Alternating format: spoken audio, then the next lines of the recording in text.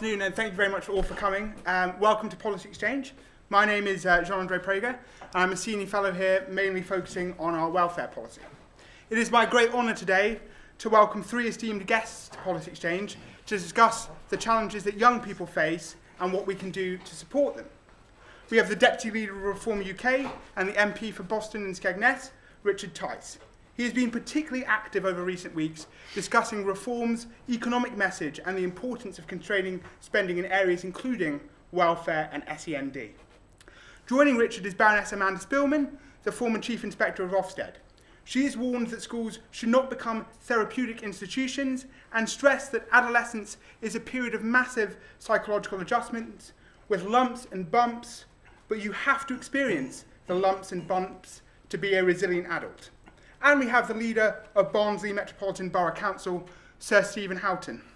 He has been the leader of the council since 1996 and has been involved in formulating policies for decades, aiming to tackle long-term unemployment and worklessness. Barnsley has been pioneering in helping to define the Labour government's efforts to tackle economic inactivity, and it is one of the 9 trailblazer areas piloting approaches to tackle this challenge. And before I invite opening statements, I just wanted to set the scene for the audience. 1 in 5 working-age people are now out of work and not looking for work. The number of young people claiming health-related universal credit and employment support allowance has risen by more than 50% over the past 5 years. The growth in 16 to 34-year-olds with a mental health condition who are economically inactive due to long-term sickness is particularly concerning, having risen by 190,000 or 76% between 2019 and 2024. And 46% of the 170,000 jobs lost from company payrolls since June last year are from those under the age of 25. That is 150 jobs lost per day. And there were 638,745 education, health and care plans in place in January 2025, up 10.8% on the same point last year. And with that, I will hand over to Richard Tice to make his opening statement. Thank you very much. You can stand you whatever you think is appropriate. No, that's fine. I'll stay seated. Good afternoon, everybody. Thank you very much for that. Welcome, Jean-André. And I'm just fresh from a press conference when I talked substantially about the issue of SEND in my capacity as head of Doge, and therefore got considerable experience of what we are seeing at the 12 councils that we control as Reform. And the first thing to say is, in a sense, is a personal one.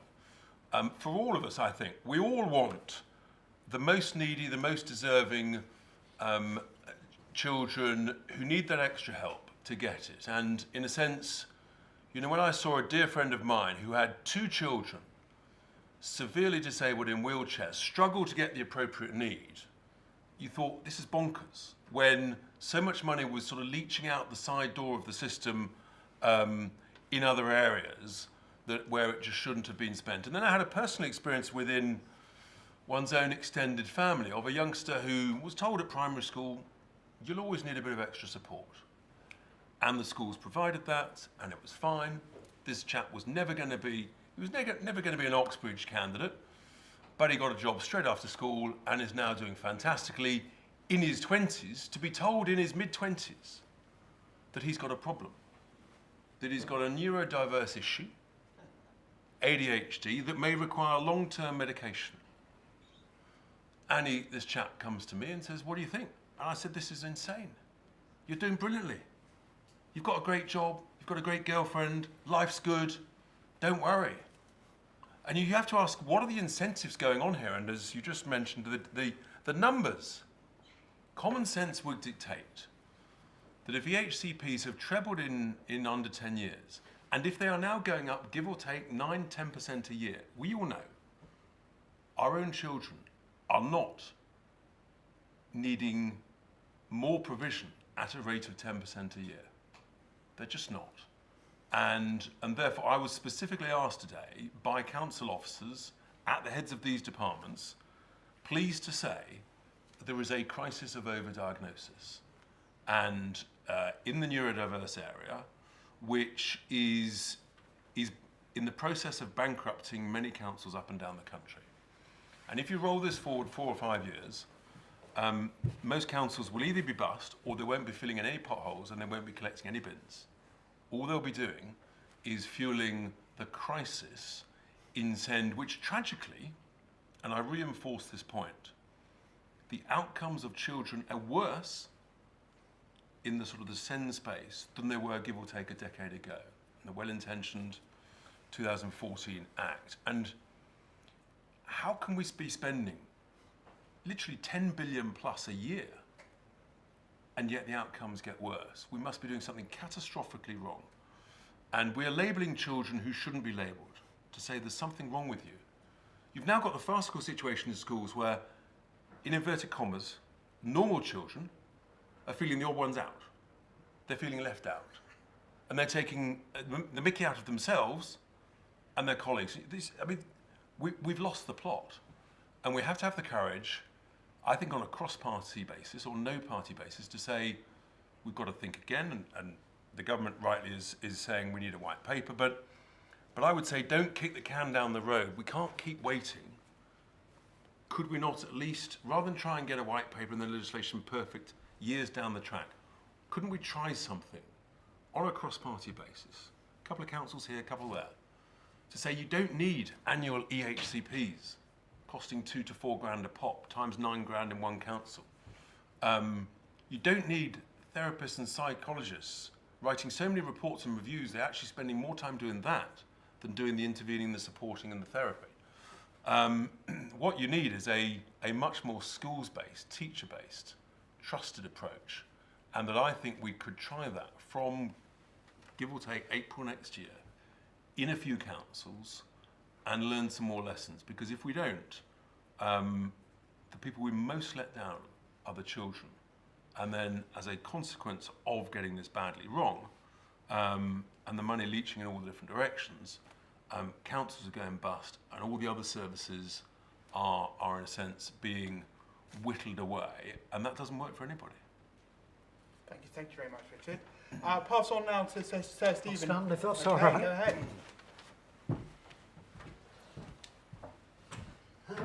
Good morning, everyone. I am one of those very unusual Yorkshiremen who comes bearing gifts. And the gifts I bring you today are 2 things we've been doing in Barnsley to try and address not just the SEND issue, but the more wider issue of economic inactivity, because we know that SEND feeds into that, and that in many ways is an even greater problem than the one that Rich has just been describing a few minutes ago. During 23-24, we in Barnsley recognised there was a massive issue of economic inactivity in the borough. 43,000 people of a working age were not working. Now, there's lots of different reasons in there, and that needs unpicking and segmenting down to the people who we really think could work. But nationally at the time, it was about 9 million. So clearly we've got a position that is not sustainable. It's not sustainable financially, fiscally for the government. It's not sustainable actually if we're really talking about the quality of people's lives and growing the economy. So something had to change. So we set up the biggest research programme into inactivity the country's ever seen, with 12 national and international experts to try and get under that. What can we do to try and change it? And we came out with 4 key groups to prioritise going forward. First of all, the inactive people with health and disabilities, which is a problem, actually the biggest problem of them all. Secondly, people with caring responsibilities. Those were the stocks, those were the people who were already in the system. We then looked at young adults with low qualifications who were unlikely to enter the labour market. And then the one we're probably thinking about at the moment was young adults with poor health not entering the labour market, whether we think they're poor health or not, but that was the perception, and we need to target those specific groups. And they're the flows in DWP parlance, the stocks and the flows. No good dealing with the stocks if people keep flowing into the system, you're never going to solve it. So you've got to deal with both sides of the coin. And what we found was the current system is too complicated. It's inaccessible for those who need it. It's not personalised to people's individual context or perspectives or needs. There's no support for employers in that system, and there's no point in taking them off benefits and giving the problem somewhere else, because that isn't going to solve it. And there's no clear for the people being affected, no clear pathway into work. And that's why our project is called Pathway into Work.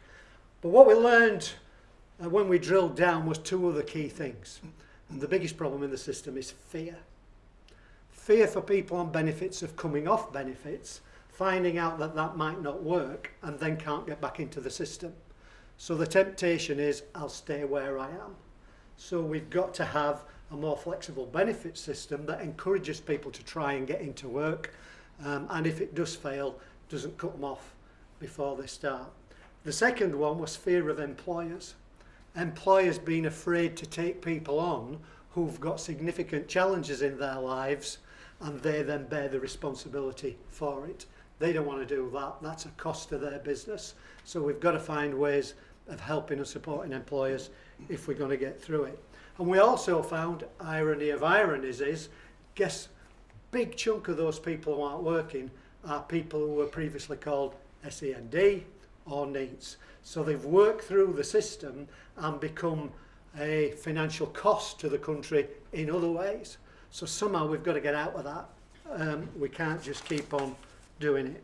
So what the report recommends, and you're welcome to read it, I would recommend you read it, is a new operating model to deal with this, with personalised support for the individuals concerned, with engagement and support for employers, because we're asking them to take people on who've got illnesses, disabilities, whatever it might be. You've got to help them do it. You can't just say, here you are, get on with it. That all partners in the system should be working together, because currently they're not. That's DWP, the NHS, local authorities, the voluntary and community sector et al. And that we need a localised framework to meet local needs, but one which could be spread across the country. So I haven't got a great solution in Barnsley, but by the way, it doesn't work anywhere else. It's got to be able to work in different contexts, in different places. And for ourselves, because we're rolling this out across South Yorkshire, there are two key groups, and this comes back to the same point again. One, children coming out of school between the ages of 16 and 24 with mental health conditions. That is preventing them from getting into work. And secondly, the 50 to 65-year-old group with musculoskeletal problems, and they can't work either. So those are two key groups, if you want to get the numbers down, that we've started to work with. We now have a South Yorkshire Trailblazer with a target of 10,000 people back into work over the next 4 years. And we've got an operating model with all the elements that I described around that. So all the partners across South Yorkshire working together and focusing on how do we, one, get people back into work, but two, coming back to the flows, how do we keep people in work who have some incident in their lives, a heart attack, a stroke, an accident or whatever it is. Can we get them back into work? Can we keep them from falling out of work in the first place? And we have a health trailblazer, and the target on that is 3,000 people keeping out of the system that otherwise would have fallen into it. So that's 13,000 people off benefits. We know from the fiscal analysis of it, that's between 2 and 4 to 1 benefit to the exchequer. In terms of reduced benefits, higher taxes, spending the economy and so on and so forth. So it's in everyone's interest to try and do that. But in terms of the flows, employers, we've got to have activity for them, which includes increased occupational health. We've lost that as a country in many ways, where we should be keeping people in work. But how do we do occupational health for small to medium enterprises? Because a lot of the solution lies with them. We need personalised support to employers about the people they've got or we are going to give them, so they can manage that effectively and it doesn't disadvantage their business. And we need to encourage employers to be flexible in working practices and flexible in recruitment. If we are just looking at a model from 20 years ago, that ain't going to work for a lot of the people that we want. So what we're looking to make sure is we can handhold people. What I've learnt from a previous iteration on Future Jobs Fund and on this is a year matters. If you're on benefits for a year, you're likely to stay on benefits for 5, 6, 7, 8, 9 years. But if you're a year in work, you're likely to stay in work for 5, 6, 7, 8, 9 years. So it's that 12-month period we've got to support people and employers to make that work for them. Do that, and we really are in business. But of course, Rich has mentioned it already, what about young people? SEND is a problem for my borough. It's very expensive, so there's no getting away from that. We're part of the safety valve programme with the government, and we're trying to work out how we can deal with some of that. And it's very costly. But what we have learnt is early diagnosis, get in there as quick as you can. Early years in family hubs, early stages in primary school, try to pick up the issue there. Because if you can do that, one, you stop it getting worse and more expensive, and two, you can provide solutions which often are very low and not expensive solutions in a localised setting, which is what people need. We also need to support parents, because we talk about driving demand. Parents are driving a lot of this demand. We've got to work with parents to show you don't need massive expensive schemes for your kids. We can help your children, whatever issues they do face in those early years, in another way. And what that's done for us so far, we have 48% of our EHCPs being solved in a school setting and 50% elsewhere in the borough. What it means is 98% are being solved within Barnsley. Send them out and those costs go through the roof. So it's about keeping some of that down. For children as well, it's about supporting school holidays if you're SEND. Very often we get them into a routine and a situation, the holidays come along, we're back where we started. So it's keeping those support pathways going wherever they are. And what we also do for those kids is give them a guaranteed place at the college when they're 16. So again, there isn't a cliff edge here that they're going to fall over. We work them through. And the next phase for us then with them is into pathways to work. So even if kids have got challenges, there is a route for them, and we try and manage that route for them effectively. So what I'm really talking about here, particularly for SEND, but I think for all children, is a 0 to 24 pathway that we are looking at and how we manage that and support kids the whole way through it. What we've managed to do with some of that is narrow the attainment gap between SEND kids and others. We're seeing the growth initially rise because we're diagnosing more, but start to drop off, and we're keeping cost control on the back of it. So that's really helpful. But that's not enough, because that's 13% of our kids. We've got 87% of our kids still in school needing help.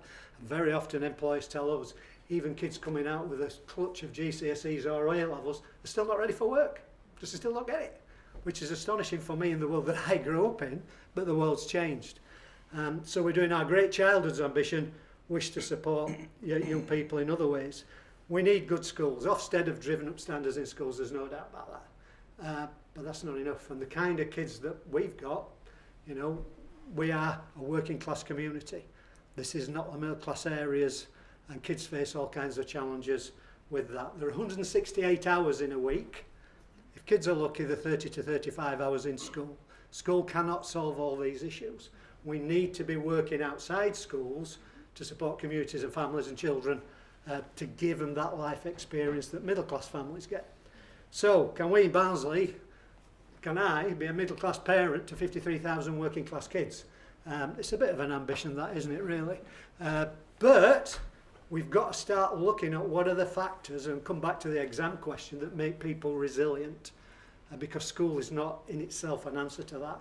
It's what's going on elsewhere. So how can we support and bridge that gap for our young people? And there's a lot we can do, I think. We're delivering activities to help with school achievement, to be ready for work, and to get kids to understand work and what it means. To be more resilient by giving them more life skills. We've got an outcomes framework for that, and a partnership model to help deliver it. And it starts in early years with parental support, I've already mentioned, and school readiness. It goes into primary school, where we're rolling out the Children's University, culture, sports, leisure, other activities for kids, particularly in deprived areas that wouldn't get access to some of those things. But also, even in primary school, to start talking to children about future careers and work, and to start to introduce that into their mindset, because most of them never have. Because in the end, it is about work.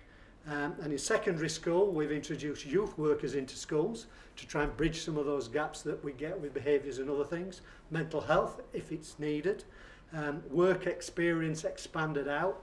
And a whole range, as I say, of other support activities that young people need. And then into post-16, not be long, post-16, it's about life skills support, apprenticeships where it's appropriate, extra learning opportunities, and a pathway either into work or further education. So again, it's that outside school stuff that will help performance in school, but will help these kids be much more resilient when they come through later on. All those things being underpinned, because a lot of our kids will say, well, you can put all this stuff on for me, I can't get there. So we've given them free bus fares for under 18s, so you can get there. We've given Yorkshire's first youth zone to encourage people to come on and broader activities. We've given financial help to poorer to all families for school uniforms. It's early days, but our GCSEs results have gone up by 8% last year, which is great. We've seen attendance rise in school and exclusions drop at the same time. So you want kids in school where you can get them. Of course you do. So what's the lessons? And I'll come to a close. We need frameworks of support for people either who are out of work and in the system already, or support to keep people out of that system and into work further on. It's got to be personalised in many ways, and it's got to be employer support, because you can't pass the problem from one person to another. Young people need that framework, and it needs to look at 0 to 24 the whole way through. Some kids won't need very much of that, great, get on with it. Other kids will. But if we don't want them to fall into the inactivity system, then you've got to do something upstream and stop it in the first place. We need every agency to be part of it, because people are different, their lives are more complex, the issues they face are complex. Some of that's about the council, some about the NHS, some about other things. Everybody's got to be at the table. But the aim is that it's about work. We need to have a national mission that life is not about the welfare state, it's about the well-being state, and your well-being state comes from being in work. So the earlier we can start that journey for young people, the better. The way we work with those who are already out of work is to be focused on that and make sure we've got the recognition and support in all of that. But it can be done because we started to do it in South Yorkshire. What I will say is, and then I'll shut up, it's not a quick fix. There are no quick fixes here. But if we all pull together on it, we can make a huge difference. It is a bit of a grind, to be honest. Some people will fall out of benefits and back in, and then you start again, you've got to keep going. But it can be done, and the lessons we've taken on Pathways to Work are from Australia, New Zealand, in particular Canada, in Ontario, where they've all had significant success. But it was that new operating model, that whole system approach, that managed to do it. So there is light at the end of the tunnel, and as I said before, our gift is Pathways to Work. We would encourage everyone to take it up. Thank you.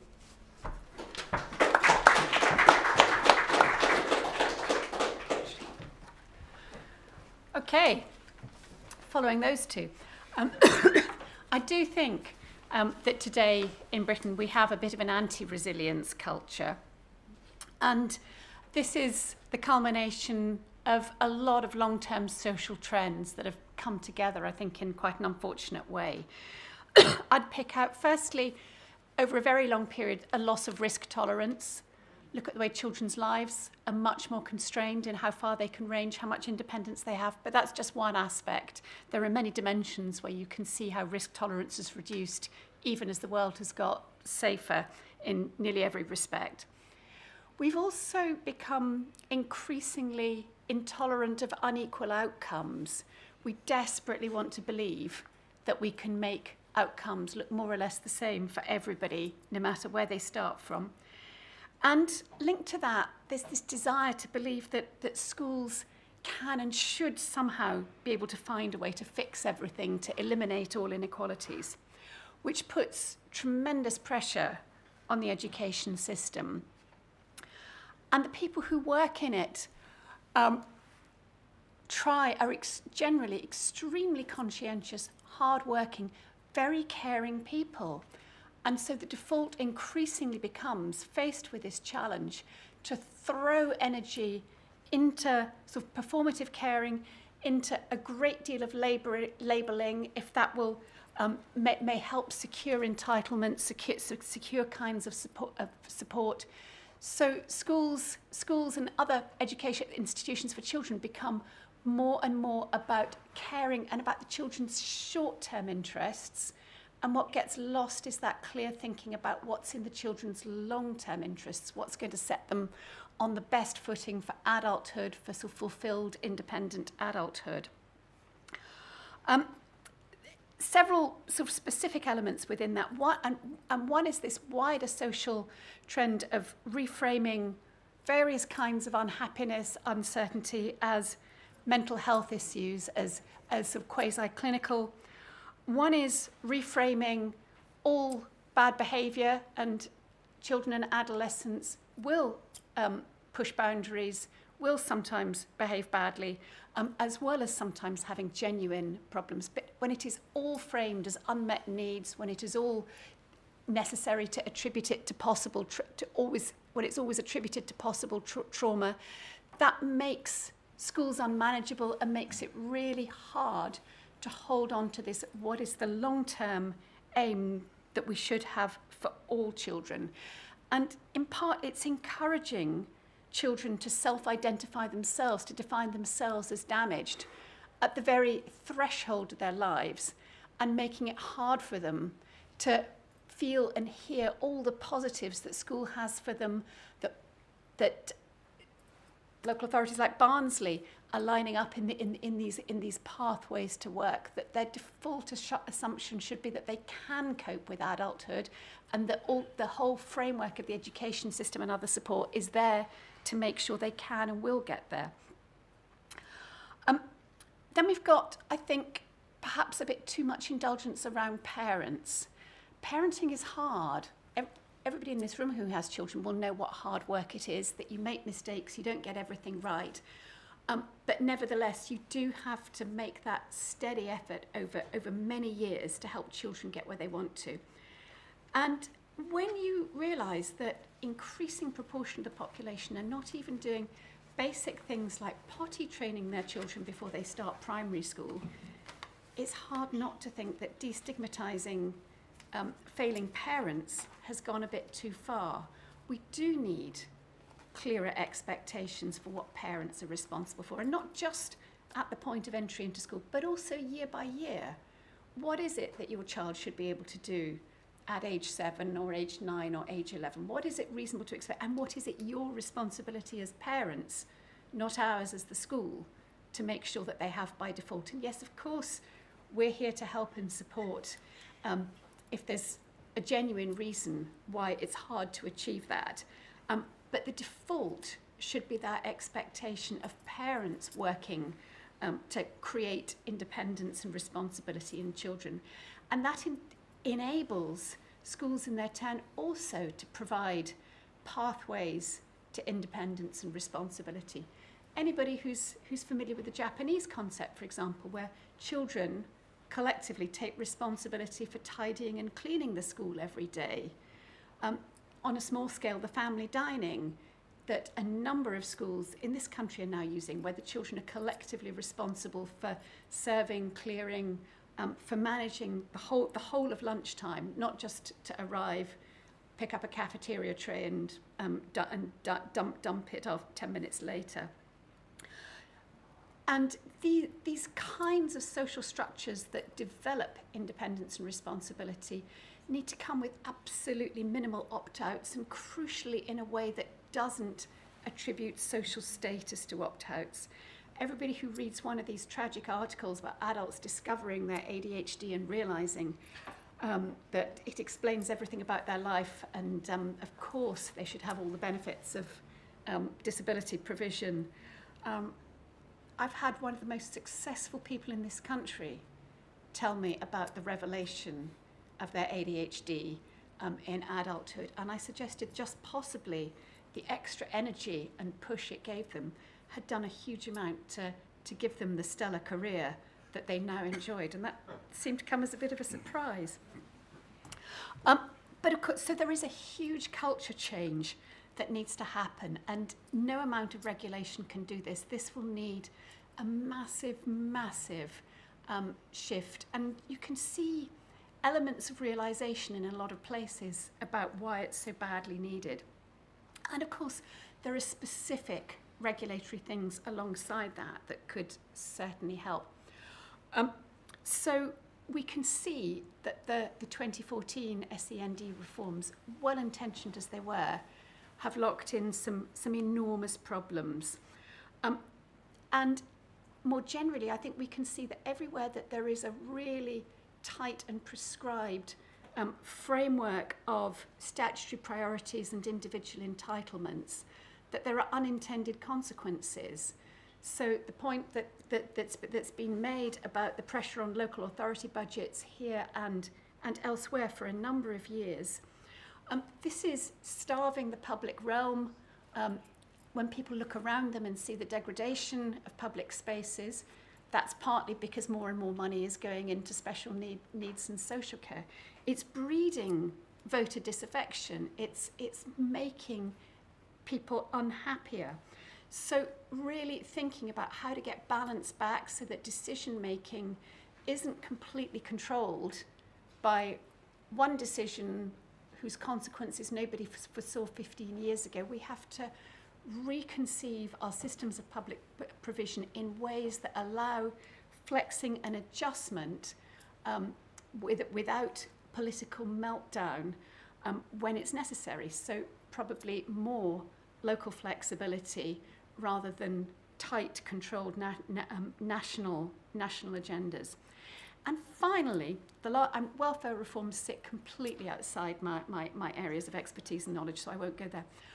I spend quite a bit of time in the Middle East, and I was having a conversation about education in a Middle Eastern country only this morning, and something that comes across really striking. There is no shortage of concern for children with significant problems there, but what there is also is huge national ambition, huge belief that everybody in the country can contribute to prosperity and growth, and that the job of the education system is to make sure that everybody feels that obligation, that responsibility, and the confidence that they can contribute. So really thinking about the whole path from birth up to age 24 or 25 as being one of progressive development of responsibility, independence, and capacity. We really could, I believe, make a much more positive narrative for all our young people and for our country as a whole.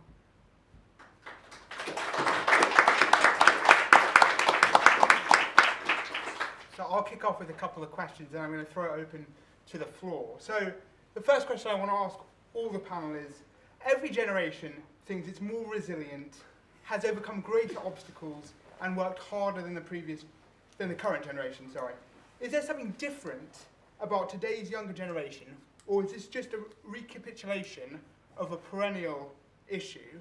And a kind of meta question for everyone is, do you consider yourself resilient? And so I'll start in the opposite order of the people who gave speech there. I'll start with you, Amanda. Okay, I'll be brief.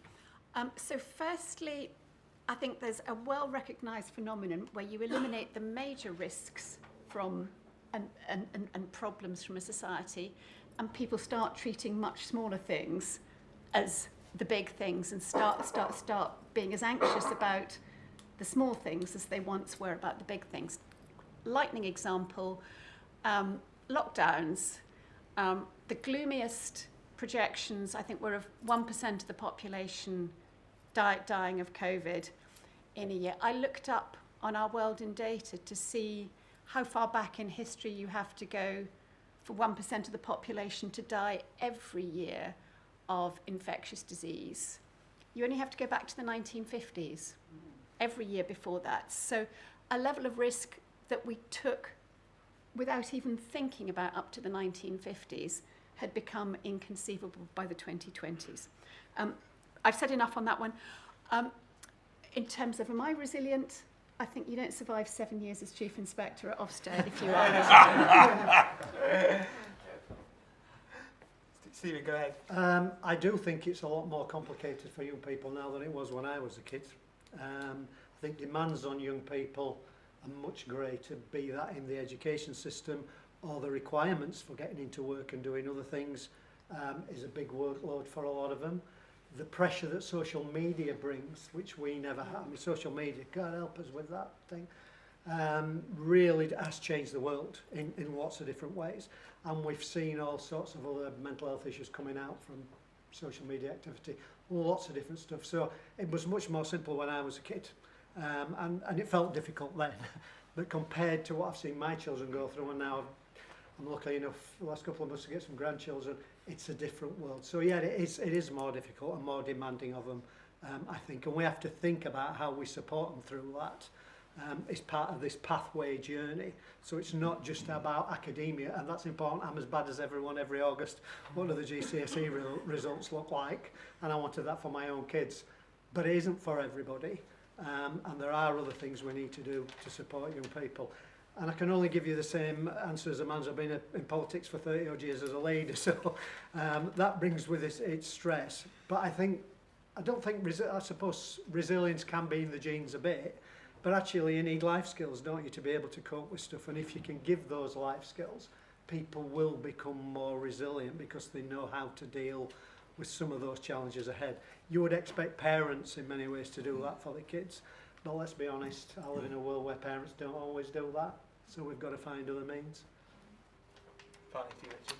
So, building on that, I think actually, I mean, yes, in a sense, what we're doing now, social media, as Stephen said, is clearly a significant part, to a degree we actually probably don't know, because it's only whatever it is, 15 years old, give or take.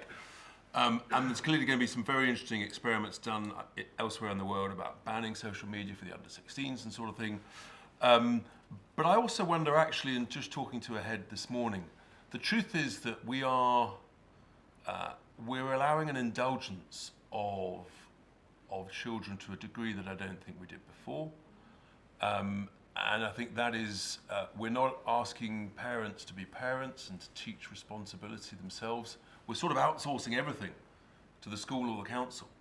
And that's actually it's just fundamentally wrong and unfair.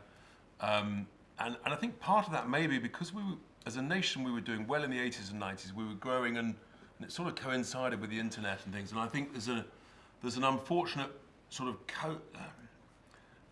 coalescence of growing wealth, growing prosperity, so we could indulge our children more. Then social media rocks along, and we sort of allowed slightly worse behaviour. And what's happening now is, and teachers tell me this, that in a sense, in SEND, by labelling so many different children with something, you're actually allowing a very unfortunate sort of race to the bottom of poor behaviour. And I think that's the direction of travel, and it's really serious. It's probably much more serious than we realise. With regards to resilience, if you support Brexit and you think net zero is a bad idea, you are probably resilient. Just to touch on what Richard talked about, I kind of want to go into a little bit more detail on the SEND reforms just very briefly and ask the panellists collectively what you think the impact of the delay is of the SEND reforms. Obviously, the government was supposed to come forward with the reforms by the end of this year. Now it's been delayed until next year. And I know that this has also been touched on briefly by the panel, so you might not want to go into huge amounts more detail, but I just want to touch on this point about overdiagnosis. And do you think part of the challenge we see is across the board in welfare, SEND, and mental health, overdiagnosis? And if so, where is that coming from? So I'll kick off with you, Richard. I think there is a major crisis of overdiagnosis, and I'll be really candid about it. If there's so much money flowing around and you don't understand something, follow the money. And a lot of people are making a great deal of money out of our children and the flows of money. And we have to be candid about it. And I'm telling you, there is a day of reckoning coming when there isn't any more money. When councils have gone bust, when the country's gone bust, some point in the next 2 to 5 years, this is coming, folks, and it's going to be ugly. And a lot of people are You know, there's change coming, but when you've got all sorts of people, in a sense, trying to take money out of this system, and when fundamentally those who suffer the most or who benefit the least are those most in need, the most disadvantaged children, we've got it badly, badly wrong. Matt? Yeah, and I'd add to that, I think it feels kind to the person giving the label to do that. It makes you feel as though you're doing something. And at the receiving end, parents often find it tremendously reassuring to have a name to put on something, even if which is how words like dyslexia came about. All it means is bad at reading. Ditto dyscalculia, it's kind of putting a fancy label on what people knew already. And sometimes, especially with older children, it feels reassuring to the child as well. What we haven't got is a hard enough conception of where is labelling counterproductive, as it almost certainly is for many of the children being given labels. We need hard evidence of the adverse effects to counter that feeling of being a kind person if you make special provision for a child linked to a label. And we also need much more hard evidence of the relative and absolute benefits to children from all the myriad kinds of SEND intervention, often very expensive services and support. Because the reality is, in health, we do accept the fact that if something is not a treatment, however nice it feels, is not shown to have any clinical value, then it shouldn't be provided at public expense. We're not there yet with SEND interventions, and it's one of the things that I think is badly needed to help make sure that children do get the support they need, but that we don't burn through enormous budgets, eye-wateringly large budgets, on things that actually aren't helping those children and might even be doing them harm. First of all, take up Richard's point. There is this massive expectation now in the public about what the state can do for them. And that manifests itself not just in SEND, but on councils more generally, on other activities, the NHS, just huge demand around there, and that just feeds through into the system. So we've got a culture now of expectation from the public, or parents in this case, about their children, what they're entitled to, and what we should be doing for them. And somehow we've got to find a way of getting that down, just as they have in the NHS. We've got to find a way of getting that down, but we've got to do that sensibly and not leave children excluded that don't need to be excluded. And so that parental awareness then feeds into politicians, be blunt, because they go to council surgeries, they go to MPs if they're not thinking they're getting what they need, and the politicians put pressure onto those public services to provide. And that is happening, and it happens across the country, of all parties. You know, I get fed up me with MPs saying, well, I've got your solution. No, all they do is pass it on to me, usually, and I have to find an answer. So we've got to take that expectation or get it into a more manageable place than we have now. There is also something, though, I think about the way we manage success in our schools, and I'm as bad as anybody on exam results and the rest, but we do need schools to be measured more about inclusivity and other things they do, not just the rates of GCSEs or other things, because what that does is skew school behaviours, and we see schools now parking kids to one side because they've got issues or problems, they're S&D or other, because I need to focus on this because that's where the results are going to come from, and that then builds up dissatisfaction with parents in other ways. So we've got to look more generally about what a good school looks like and how it helps people. And yes, academia matters, and I want standards, so don't misinterpret that. But we still are failing a lot of our kids who they don't fit naturally into that simple analysis of what's good or otherwise. Great, so I'm going to throw it open to the floor now. I'll take it in some batches so we can get through some more questions. Jennifer in the turquoise jumper, and then the man on the front row. Thank you very much. Jennifer Powers, I'm the founder of the Unplugged Coalition. Thank you for such an excellent discussion in the panel. I agreed with everything said. I work to reclaim childhood from addictive technology, and I just wondered if I could take the temperature of the panel to find out how big a problem you think tablets and prams impacting on children's school readiness, speech and language, ability to socialize, is, how much of a problem you think children addicted to smartphones at such a young age, the paucity of knowledge and standards we have around the use of edtech in the classrooms, and access to social media under 16. How big of issues do you think they are in stopping a resilient culture and actually creating the culture that we see today? I'd love to hear your views. Thank you very much. And then we'll take it in two, so we can just try and get through as many people as possible. Patrick Schumacher, Libertarian Party UK. I'm taking my kids with their iPads in the pram to the school, so I don't see the risk. But I have a serious question. So first of all, wonderful. I agree everything what was put forward here, and it's wonderful to have a Labour councillor chipping into this discussion. And we literally, of course, running up a crisis. The inflation, all these programs and welfare reach crisis point, absolutely. And however, don't we have to look back and be much more radical? Because we've seen these political cycles of these giveaways and programs inflating until crisis point, and we have pushback, clawback, and then it keeps going. But there's an overall ratcheting up, and in a way that absorbs all of the productivity gains, which could have been gone into prosperity, is absorbed by these kind of systems. So I would say, shouldn't, for me in any way, and I've come to a question, the welfare state, which was introduced in the post-war era and run it the first time in the crisis in the early 70s, is the most unmitigated tragedy of the Western advanced world.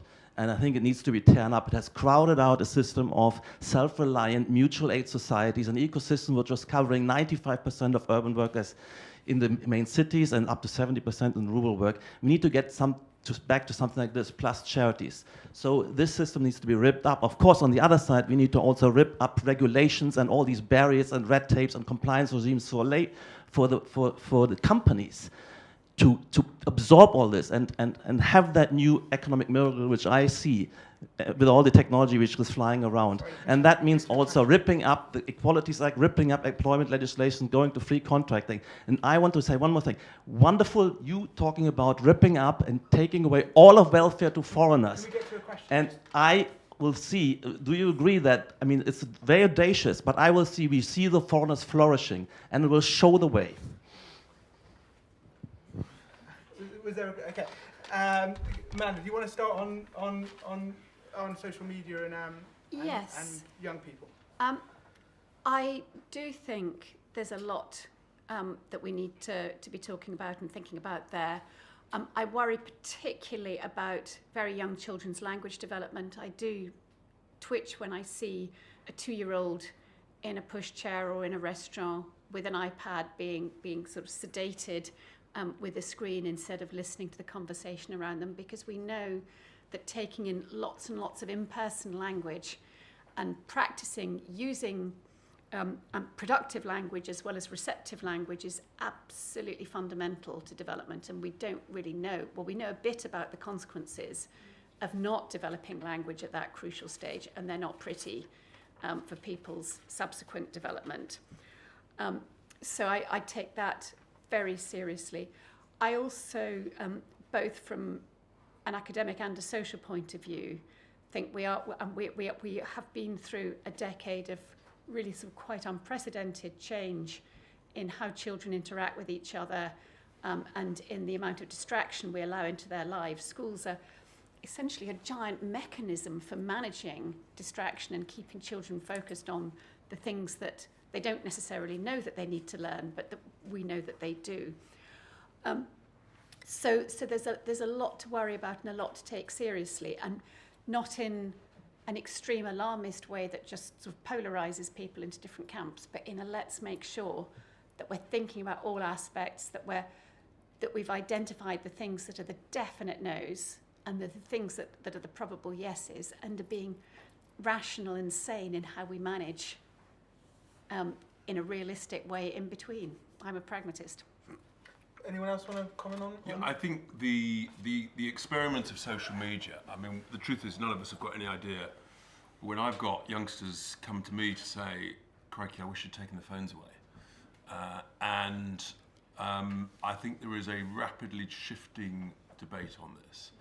And as a governor of a secondary school academy, the greatest improvement in student behaviour, pupil behaviour, was when the head took the courageous decision to ban all phones all day. And that single thing, yeah, it took courage to do it against the advice of parents and teachers. It was transformational to activity and behaviour and socialisation within youngsters in that secondary school.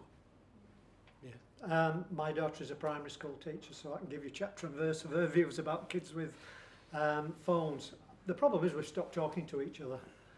People spend all their time on some kind of technology device, and parents have stopped talking to the kids because either the kids are on or they're on or whatever, and somehow we've got to get away from that, because just talking to your children, reading to your children makes a massive difference in their early years development, and people have stopped doing it. Now, how we manage that is easier said than done, but we need to try and encourage that.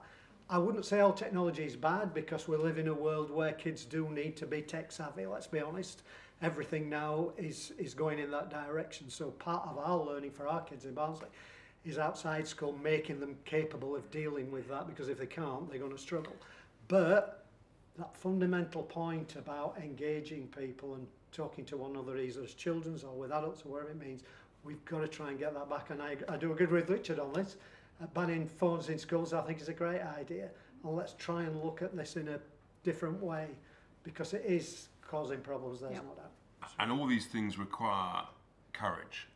At every level, what we talk about, the leadership to say we've got to do this, because otherwise we just keep letting people down. And it's really hard, but it requires proper courage at a variety of levels of leadership. And it needs the mutual support. It needs to be the system default, so that it doesn't have to be an act of courage by individual heads, because that's just putting too much pressure on 20,000 people, some of them primary school heads who've got a few quite intimidating parents who are opposed.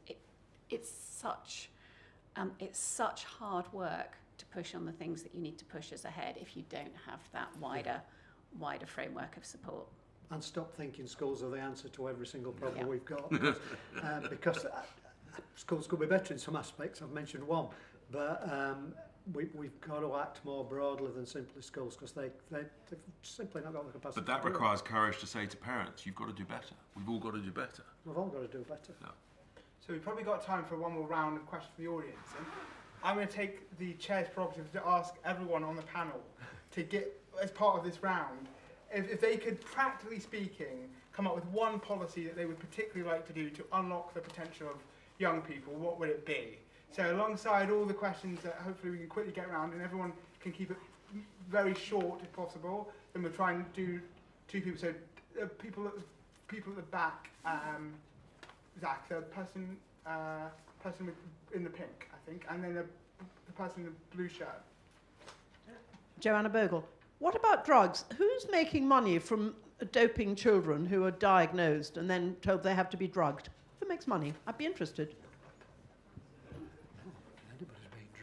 The person in the and then the person in the grey shirt, the grey jacket. Sorry. Hi.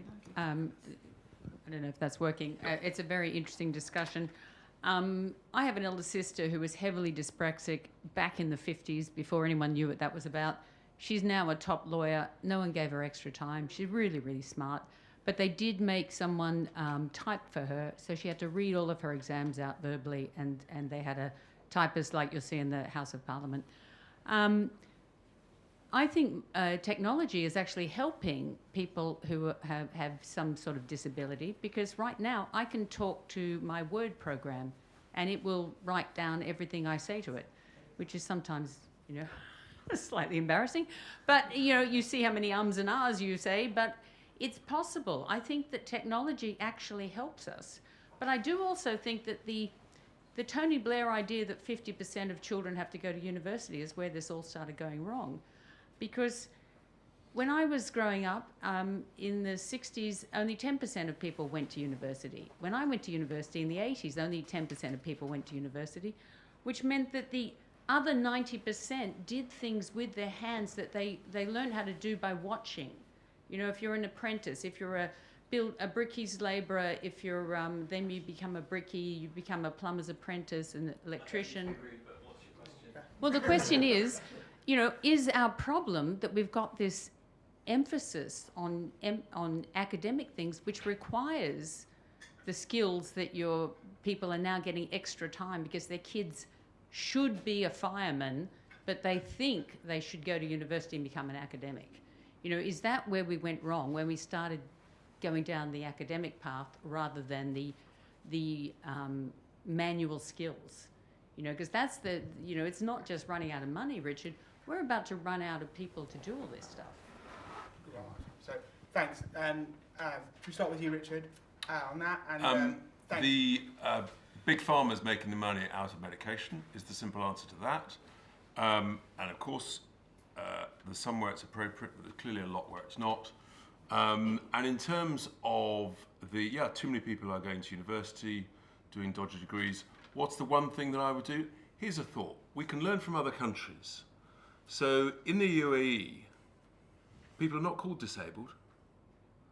They're called differently abled. Much more positive. Everybody's got something to contribute, I think, as you said, Steve. And maybe we need to be more optimistic about what everybody can contribute at every level. Thank you.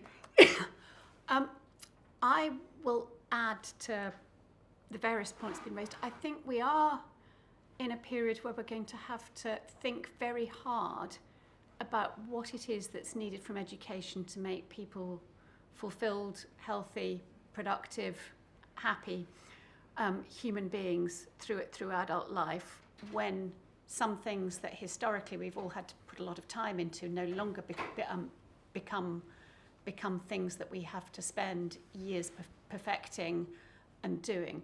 I will defend reading and writing to the end of time, though, because they are profoundly linked to being human. If we start saying our children don't need to read because there are machines that can read it and don't need to write, there's so much evidence of the benefits of writing, what it does for locking in memory, that it powerfully helps you think. So yes, it's great that assistive technology exists for those who genuinely can't, but to adopt it by default would be to narrow down humanity in a frightening way. But as the wise Daisy Christodoulou points out, 100 years ago, people didn't run marathons for pleasure. They ran because they had to run, because it was the only way they could get things done. Or maybe you have to go back 200 years. In the same way that exercise has become largely optional, so people have had to find all sorts of ways to make exercise into recreation in order to maintain fitness, I think there are going to be more aspects of human intellectual life where we're going to have to find ways to make ourselves do things, to use our minds, to use the things that we can bypass if we want to, but it makes us unhappier and mentally less healthy if we bypass them. So we are going to have to think quite a lot about this and about how we make sure that school contributes to that, just in the same way that we do our best to make sure that schools contribute to children forming the habits that will have them taking enough exercise as adults. Stephen, I'll give you the final word. In terms of the point you make about different forms of work and aptitudes, we've been living this for the last 150 years, that academia is success, anything else is failure. So little wonder everything is geared towards trying to do that, when actually that's not for everyone. And people succeed in other aspects of life. In fact, very often the brickies are getting more than the university lecturers. So, you know, we've got to change our attitudes to work and what's successful and isn't. All work for me is good work. Whether you're sweeping the streets or you're a nuclear physicist, you are contributing to society. And we want a system that encourages people to do just that. Is there one thing I could do? Well, the obvious thing to say is early years, because every time everybody will say early years shapes lives. One thing I would do is, the government's looking at the curriculum now and making some changes, which I think is helpful. I would look at kids at 14 and whether We know some of those kids are not going to go through GCSEs and other things and come out the other end. What are the alternatives for those kids? Why aren't we looking at foundation apprenticeships or other things at that age? With a core curriculum, yes, of maths, English, technology, because those are those basic life skills. So everybody does that, but you get a 14, is it GCSE, history, geography, something else? For lots of kids, that's great, but for others, they're doing that, that's 2 years potentially wasted, and then guess what? They become NEETs or they become other things. Why aren't we starting that journey a bit earlier and giving those kids real opportunities? Because and I come as an apprenticeship when I first started life, if we believe in those things, well, let's start doing them, getting people ready for them without wasting some time around things that's maybe not going to help. So, thank you very much everyone for coming, and